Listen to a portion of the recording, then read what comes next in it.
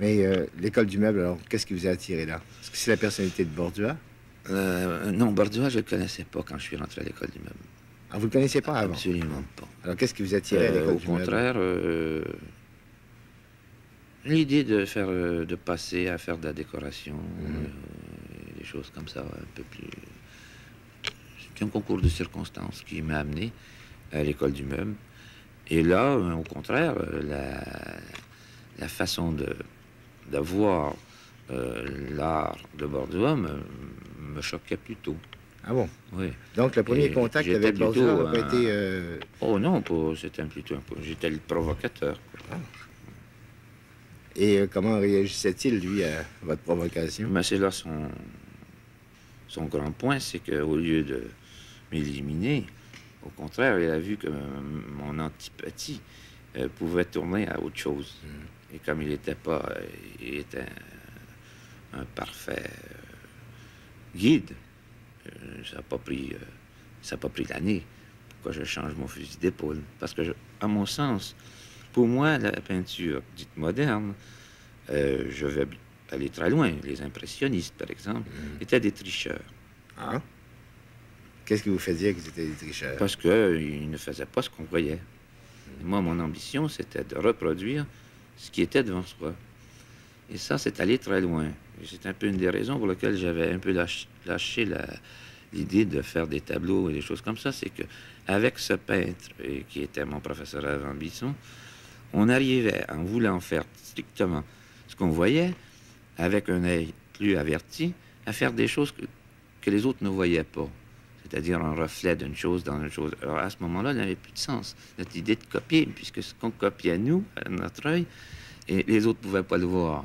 Mais ça n'allait pas jusqu'au point de penser que les impressionnistes trichaient pas eux. Mais le grand tournant de ça, c'est qu'il y a eu pendant, je crois, la guerre, une série d'expositions européennes qui étaient envoyées en Amérique pour les protéger. Et il y avait eu une exposition de peinture hollandaise et je crois une exposition de peinture française qui était au musée de la rue Sherbrooke. Or, moi, passionné de peinture, j'y suis allé. Et choses étranges, les Rembrandt que je connaissais, les Tintoret que j'adorais, et en général, celles que j'avais vues, c'était en reproduction, donc sans beaucoup de rapports sensibles. Et en plus, je peux dire qu'il y avait un certain nombre de faux parmi ceux que j'avais vus en réalité. Et là, dans cette exposition de peinture hollandaise, où j'ai dû aller au moins 50 fois, et il y avait des salles qui succédaient et ça finissait sur Van Gogh. Et je me suis en y allant, je me suis aperçu que Van Gogh, que je n'avais en fait vu qu'en reproduction et en passant vite, était la suite des autres. Et à partir de là, tout mon monde et tout mon jugement était renversé. Et c'était la même chose pour la peinture française, qui, je crois, une exposition de peinture française qui est venue à cette occasion. C'était en 42, je crois. L'occasion de... Oui, 40 ou 42, quelque chose comme ça. Et ça m'a donné, ça m'a renfermé en plus dans l'idée de m'occuper moins de ça. Quoique, à chaque fois que j'allais en vacances, et encore le coup des samedis et dimanches, je partais avec ma boîte à pouces et je peignais. Et est-ce que c'est à travers Bordua que vous avez rencontré le vieux peintre de Saint-Hilaire, Ozias Leduc? Oui, c'est avec Bordua au départ, parce qu'il était de Saint-Hilaire et j'allais chez Bordua très souvent. J'ai même habité chez lui pendant un hiver. Et on avait peu de contacts artistiques. Bordua et moi, on allait à la pêche si c'était l'été. En hiver, on s'occupait de bricoler. Et à ce moment-là, je crois même que Bordua ne peignait pas beaucoup. Il y avait un passage à vide, j'imagine, et on parlait de tout et de rien, et on allait voir Ozias Leduc, qui était un personnage absolument étonnant. Mais Leduc était un peintre figuratif, si on veut employer des expressions... oui, mais c'est pas pour ça que moi, il m'intéressait. Pourquoi vous intéressait-il? Par sa personnalité, et aussi parce que les tableaux étaient un charme, mais c'était pas... C'était le peintre de Saint-Hilaire, c'était le type extraordinaire qui a table en chêne qui était dans son studio, c'est lui qui avait planté le chêne. Il n'était pas pressé Il de n'était se pas faire une pressé. tarte, non? Et sa façon de peindre était la même. Il commençait un tableau avec les saisons. Ça avait un aspect un peu étrange, un peu même très brouillé. Les feuilles poussaient, ils mettaient des feuilles. L'été venait, l'automne venait, les feuilles tombaient, ils mettaient de la neige. Et finalement, en l'espace d'un coucher de soleil, c'était le coucher de soleil de la chose qui était merveilleux. Donc, il pouvait travailler sur une toile comme ça pendant 1 an. J'imagine qu'il a dû travailler plus longtemps que ça, Plus longtemps que ça. sur certaines toiles.